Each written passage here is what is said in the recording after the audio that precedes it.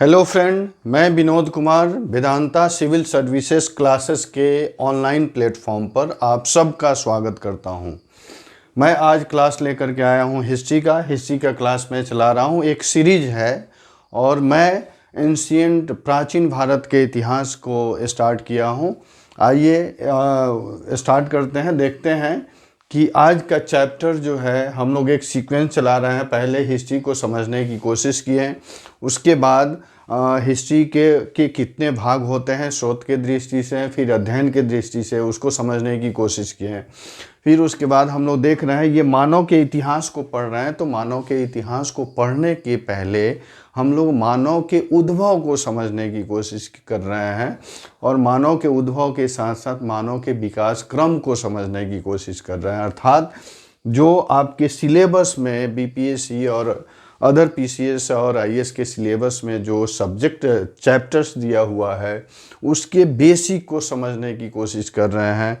अगर आप मानव के उद्भव और विकास को समझ गए अच्छे तरह से, उसके कॉन्सेप्ट को वो समझ गए कि वो वहाँ से मानव का विकास स्टार्ट होता है, तब हम आगे वाले चैप्टर को समझ पाएंगे। वहीं हम लोग समझने की कोशिश कर रहे हैं कि मानव की उत्पत्ति कहाँ हुई और फिर मानव विकास कैसे किया, किस क्रम में, किस निरंतरता के रूप में मानव आगे बढ़ा। इसी सिलसिले में आज चैप्टर लेकर के आया हूँ, मानव की उत्पत्ति और विकास। मानव की उत्पत्ति और विकास को समझेंगे क्योंकि हम लोग मानव के इतिहास को पढ़ने जा रहे हैं, मानव के इतिहास को समझने की कोशिश कर रहे हैं। चलिए हम लोग देखते हैं, आइए स्टार्ट करते हैं। मानव की उत्पत्ति और विकास। मानव की उत्पत्ति और विकास को हम लोग समझने की कोशिश कर रहे हैं और देखने की कोशिश कर रहे हैं। इसमें देखेंगे मानव की उत्पत्ति को देख चुके हैं। उसके बाद हम लोग मानव के विकास को देखेंगे। अर्थात मानव की उत्पत्ति जो है, आपको पता है कि ये टर्सरी युग के पेलियोसीन काल में यहाँ मानव का विकास हो रहा है, उत्पत्ति हो रहा है। मानव की उत्पत्ति कहाँ हो रही है? मानव की उत्पत्ति देखेंगे टर्सरी युग के पेलियोसीन काल में, एक प्राइमेट के रूप में। हमने कहा टर्सरी युग के पेलियोसीन काल में एक प्राइमेट के रूप में मानव की उत्पत्ति हो रही है। और ये प्राइमेट जो है, स्तनधारियों के समूह को प्राइमेट कहते हैं। ध्यान रखेंगे, प्राइमेट जो है, यह प्राइमेट जो है, यह स्तनधारियों का समूह है, प्राइमेट। और इस समूह में 6 प्रकार के जानवर हैं, 6 प्रकार के जंतु हैं। और वो हैं, पहला देखेंगे कपी या बानर।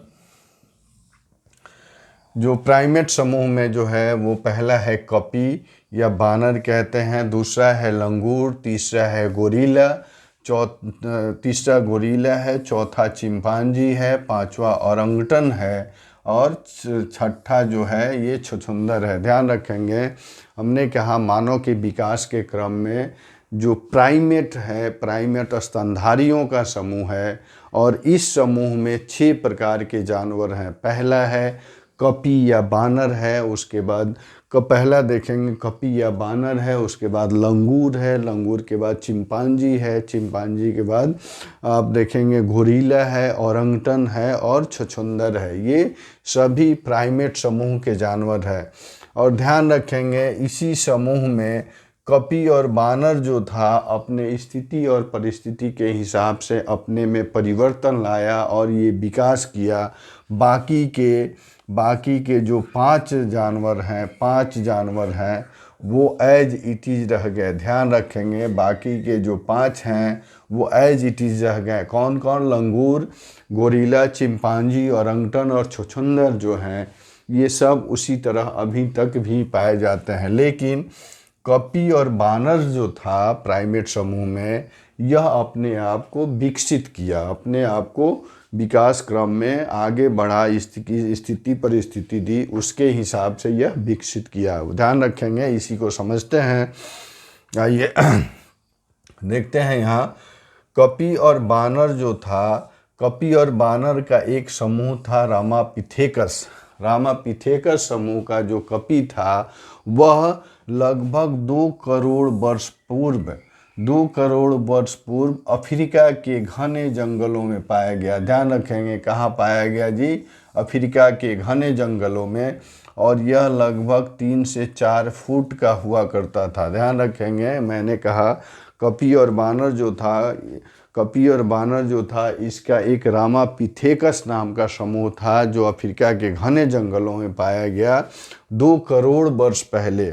और यही रामापिथेकस नाम का समूह जो था यह 2 भागों में बटा। एक भाग जो था, एक समूह जो था वो मैदानी भागों में आया, दूसरा जो था ये जंगल में रह गया। ध्यान रखेंगे रामापिथेकस समूह का जो बानर था, कपी था, वह 2 भागों में बटा। एक जो था ये मैदानी भागों में आ गया, दूसरा जो था ये जंगल में रह गया। ध्यान रखेंगे जंगल में जो रहा वह महाकपी कहलाया। ध्यान रखेंगे जो जंगल में रहा वो क्या कहलाया, महाकपी कहलाया।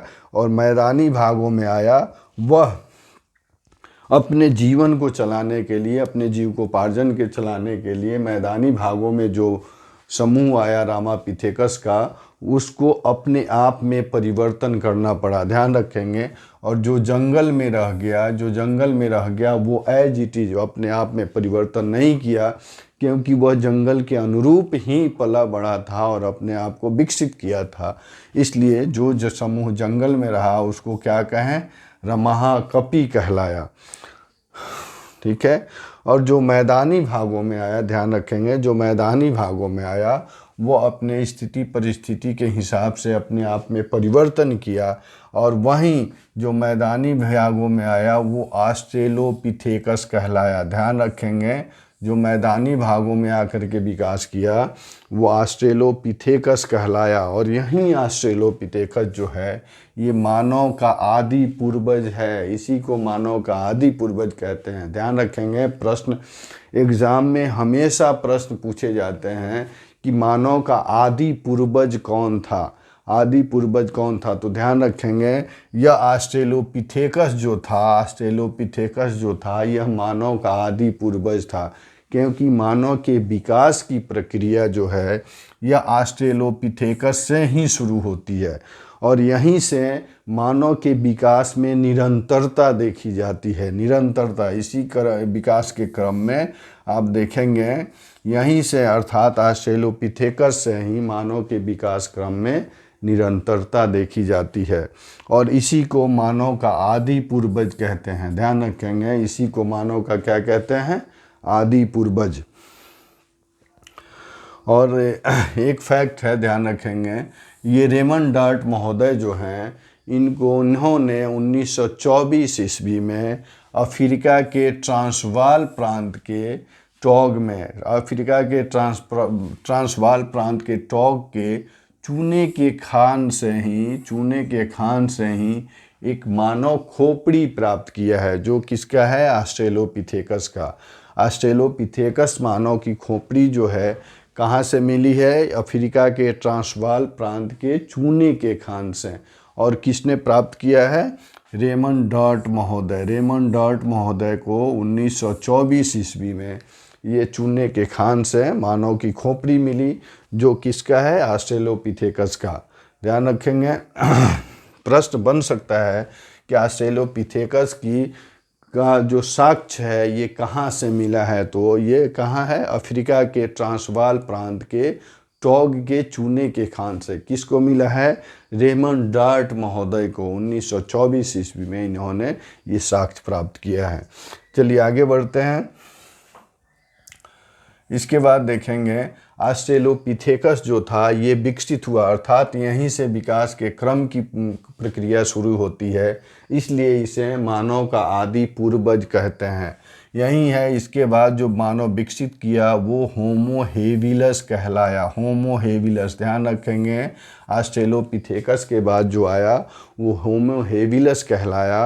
होमो हेबिलस को हाथ वाला, होमो हेबिलस अर्थात हाथ वाला मानव कहते हैं, कारीगर मानव कहते हैं। ध्यान रखेंगे ऑस्ट्रेलोपिथेकस के बाद कौन सा, होमो हेबिलस आया, और होमो हेबिलस वाले मानव को हाथ वाला मानव, कारीगर मानव कहते हैं, क्योंकि यही मानव जो था पहली बार अपने आगे वाले पैर को खुले हाथ के रूप में प्रयोग किया और इसने ही पहली बार पत्थर से औजार बनाया, इसलिए इसे हाथ वाला मानव और कारीगर मानव कहते हैं। होमो हेबिलस को क्या कहते हैं?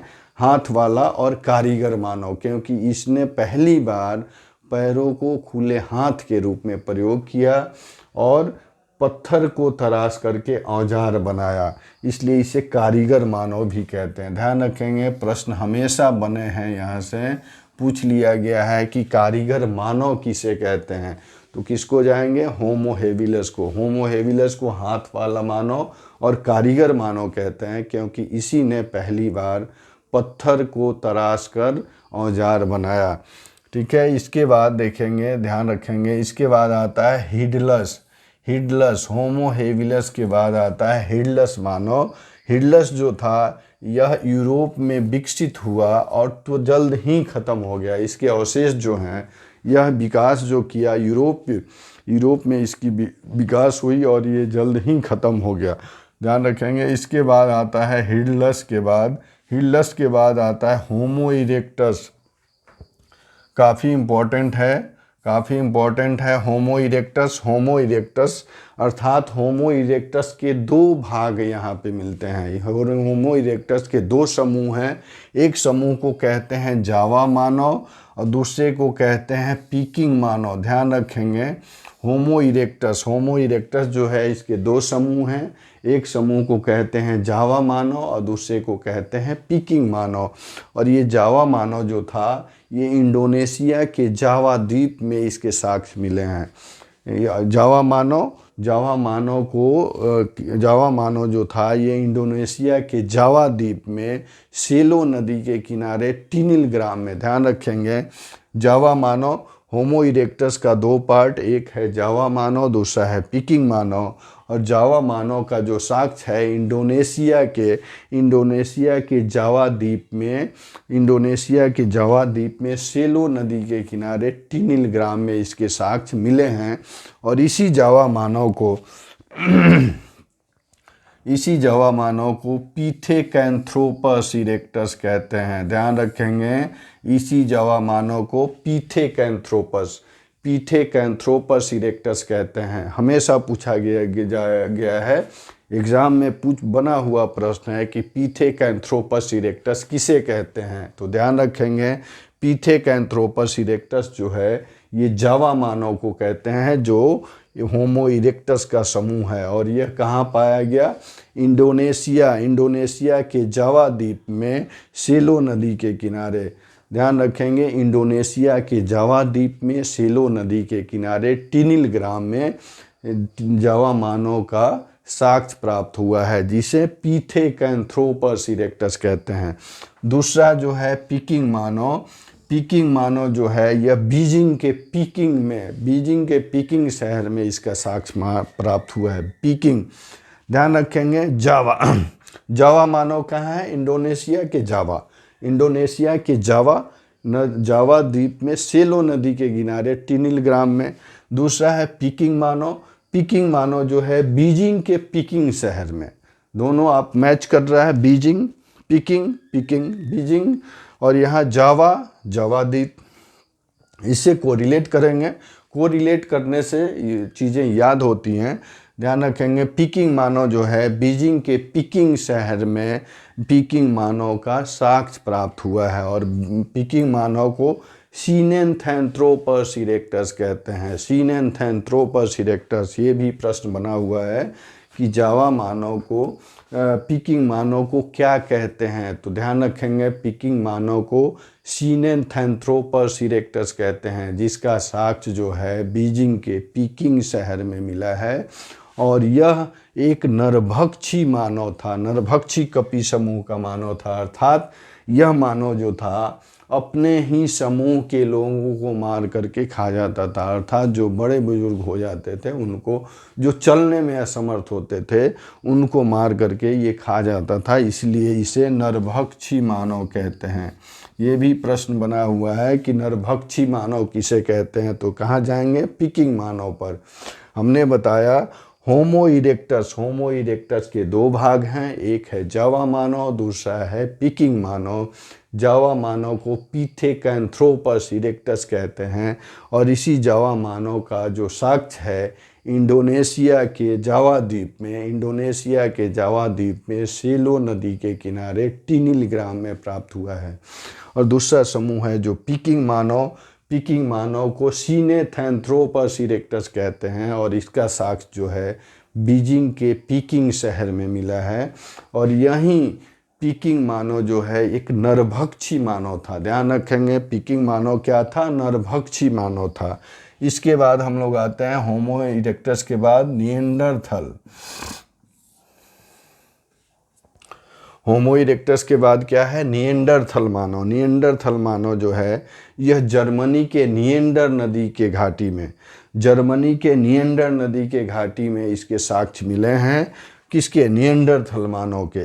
ध्यान रखेंगे, जर्मनी के निएंडर नदी के घाटी में इसके साक्ष्य मिले हैं और यह बहुत इम्पोर्टेंट मानव है क्योंकि यहीं पे सांस्कृतिक विकास के सूचक मिलते हैं। जो मानवीय अवधारणा है, मानवीय सामाजिक अवधारणा है, इसके विकास के सूचक जो हैं आपको निएंडरथल मानव से ही प्राप्त होता है। अर्थात इसमें वर्ग श्रम विभाजन भी देखा जाता है। वर्ग श्रम विभाजन का अर्थ है यहाँ पर एक समूह होता था और उस समूह को अलग अलग भागों में बांट दिया जाता था। कुछ समूह का काम कुछ उत्तरदायित्व दे दिया जाता था कि ये स्पेसिफिक ही कार्य करेंगे। अर्थात यहाँ पर वर्ग श्रम विभाजन के भी साक्ष्य मिले हैं। कहाँ? निएंडरथल मानव में। और यहीं पे सबसे इम्पोर्टेंट फैक्ट ध्यान रखेंगे, इसमें दफनाने की परंपरा शुरू हुई पहली बार। निएंडरथल मानव जो था, इसी में इम्पोर्टेंट फैक्ट देखेंगे, निएंडरथल मानव में सांस्कृतिक विकास के सूचक मिलते हैं। अर्थात यह मानव जो था मानवीय संस्कृति का विकास इसमें देखा जा सकता है। फिर इसमें वर्ग श्रम विभाजन और सबसे इम्पोर्टेंट फैक्ट जो है ये ध्यान रखेंगे, निएंडरथल मानव जो था इसी में दफनाने की परंपरा पहली बार शुरू हुई। इसके पहले जितने भी समूह हैं ये सारे जितने हैं उनमें दफनाने की परंपरा नहीं थी। या तो कुछ तो नरभक्षी थे और कुछ ऐसे ही छोड़ देते थे मृत शरीर को। और यही निएंडरथल मानव है जिसमें दफनाने की परंपरा शुरू हुई। अर्थात आत्मा की अमरता का ज्ञान इन लोगों को था। इन लोगों का मानना था कि आत्मा जो है ये अमर है। अर्थात आत्मा की अमरता का ज्ञान निएंडरथल मानव में था। इनको अक्षर का भी ज्ञान था और ये आग का व्यापक प्रयोग करते थे। ध्यान रखेंगे, आग का व्यापक स्तर पर प्रयोग करते थे। अक्षरों का भी ज्ञान था। अर्थात ये जब गुफा में रहते थे तो कुछ उनके दीवारों पर उत्कीर्ण भी किए हुए हैं। ध्यान रखेंगे, तो ये निएंडरथल मानव जो है काफ़ी इम्पोर्टेंट है क्योंकि इसके साक्ष्य कहाँ मिले हैं? जर्मनी के निएंडर घाटी में, निएंडर नदी के घाटी में। और दूसरा यह इसमें सांस्कृतिक विकास के सूचक भी मिलते हैं। इसमें ही श्रम विभाजन वर्ग विभाजन का भी सूचना मिलती है। फिर ये दफनाने की परंपरा जो थी इन्हीं में शुरू हुई। अर्थात ये जब दफनाने लगे तो इनमें आत्मा की अमरता का भी कंसेप्ट आ गया। अर्थात ये लोग मानते थे कि आत्मा अमर है और इन्हीं लोगों को अक्षरों का ज्ञान सर्वप्रथम हुआ। अर्थात यह देखेंगे आग का भी व्यापक स्तर पर प्रयोग किए। कौन? निएंडरथल मानव। इसके बाद देखेंगे क्रो-मैग्लन मानव आता है निएंडरथल के बाद। क्रो-मैग्लन जो है इसकी मस्तिष्क क्षमता का विस्तार ज़्यादा था। अर्थात ये निएंडरथल से भी और ज़्यादा विकसित हुआ और व्यापक स्तर पर इसमें सोचने समझने की क्षमता का विकास हुआ। इसके बाद आता है होमो सेपियंस। ध्यान रखेंगे, कहीं कहीं होमो सेपियंस देता है, कहीं कहीं होमो सेपियंस देता है, तो आप कंफ्यूज ना हो। होमो सेपियंस भी दे तो सही है, होमो सेपियंस भी दे तो सही है। अर्थात क्रो-मैग्लन के बाद होमो सेपियंस के बाद होमो सेपियंस अर्थात यही आधुनिक मानव है। होमो सेपियंस जो है ये आधुनिक मानव है और यह इसके शाख जो हैं उच्च पूरा पाषाण काल में मिले हैं। ऊंच पूरा प्रशांत काल के मानव को होमो सेपियंस सेपियंस कहते हैं। अर्थात हम लोगों का जो साइंटिफिक नाम देखेंगे, अर्थात हम लोगों का जो समूह है ये होमो सेपियंस सेपियंस का है, बहुत इम्पोर्टेंट है। और यह है ऊंच पूरा प्रशांत काल में पहली बार पाया गया। देखिए, हम लोगों ने मानव के विकास के क्रम को समझने की कोशिश की और किस मानव का साक्ष्य कहाँ मिला और किस में किस तरह के अनुभव और किस तरह के ज्ञान की प्राप्ति हुई। सबसे इम्पोर्टेंट है जी, दो ध्यान रखेंगे, होमो इरेक्टस, निएंडरथल। अर्थात होमो इरेक्टस के दो भाग, जावा मानव और पिकिंग मानव। जावा मानव को पिथेकैंथ्रोपस इरेक्टस और पिकिंग मानव को सीनेथैंथ्रोपस इरेक्टस के नाम से जानते हैं। समझ गए? ये देखिए, यहाँ से बहुत सारे प्रश्न बने हुए हैं पीसीएस में और आईएएस में, इवन बीपीएससी में बहुत सारे प्रश्न बने हुए हैं। एक तो बना हुआ है कि आदि पूर्वज किसे कहते हैं, तो ध्यान रखेंगे ऑस्ट्रेलोपिथेकस को मानव का आदि पूर्वज कहते हैं, क्योंकि यहीं से मानव के विकास क्रम की निरंतरता शुरू होती है। और उसके बाद होमो हेबिलस जो है, इसको हाथ वाला मानव अर्थात कारीगर मानव कहते हैं, क्योंकि इसने ही पहली बार अपने खुले हाथों का प्रयोग किया और पत्थर को तराश कर औजार बनाया। उसके बाद होमो इरेक्टस तो इम्पोर्टेंट है ही, क्योंकि इसके दो पार्ट हैं, जावा मानव और पिकिंग मानव। जावा मानव पिथेकैंथ्रोपस इरेक्टस और पिकिंग मानव सीनेथैंथ्रोपस इरेक्टस। इसके बाद निएंडरथल है। निएंडरथल जो है, इसके साक्ष्य जर्मनी के निएंडर नदी घाटी में मिले हैं और इसी में निएंडरथल मानव में ही सांस्कृतिक विकास के सूचक मिलते हैं। उसके साथ ही वर्ग श्रम विभाजन अर्थात दफनाने की भी परंपरा इन्हीं में मिलती है। और ये जब दफनाने लगे तो इनमें आत्मा की अमरता का भी ज्ञान मिलता है। अर्थात ये लोग मानते थे कि आत्मा अमर है।